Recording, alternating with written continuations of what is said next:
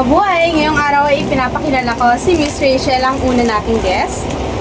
Hi! Para sa una nating katanungan, ano sa palagay mo ang pinakamahalagang bagay and dapat mong isipin kapag nasa sitwasyon ka kung saan mahirap pumili kung tama o mali sa pagdesisyon? Kung nasa sitwasyon ako kung saan mahirap mamili kung ano ang tama o mali sa pagdedesisyon, pipiliin ko kung ano ang tamang gawin, kung ano ang makakabuti at dapat kong gawin. Siyempre, bago ako magdesisyon, kailangan isipin ko muna kung may maapektuhan ba sa gagawin ko para hindi rin ako magkaroon ng pagsisisihan sa huli.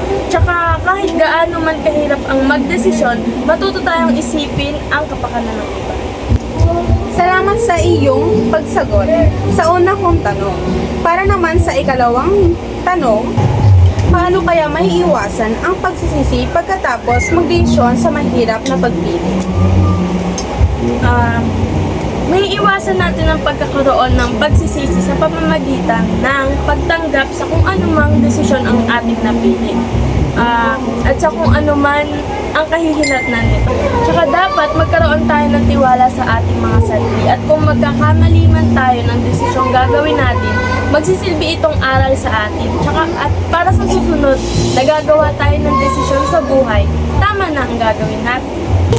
Tama, lahat tayo ay dapat munang isipin ang ating magiging desisyon para nga naman wala tayong pagsisihan sa huli. Para sa iyo, paano makakaapekto ang takot sa maling pagpili ng ating mga desisyon? Para po sa akin, if hindi ako makakapag-isip ng maayos dahil sa nararamdaman kong takot, may possibility na magkamali tayo ng gagawing desisyon. Kasi kadalasan, pag takot ang nararamdaman natin, hindi na tayo nakakapag-isip ng tama. Iba na yung nasa isip natin. Dahil makakalimutan natin. Kasi kadalasan, pag takot ang nararamdaman natin, hindi na tayo makakapag-isip ng tama. Dahil nakakaramdam din tayo ng taranta. Kaya nagiging hadlang ito para magkaroon tayo ng tamang desisyon. Thank you! At para naman sa ating last question, meron ka bang personal na karanasan sa paggawa ng mahirap na desisyon? Ano ang iniwan nitong aral sa iyo? Yes po, pero hindi ko na lang i-share kung ano yun kasi medyo personal. Pero yun talaga yung naranasan ko na hirap ako mag-isip kung ano yung dapat kong gawin. Kung ano ba yung tama at dapat kong gawin. Pero masasabi ko na hindi ko yung pinagsisisihan na tama na sumunod ako sa desisyon na gusto ko.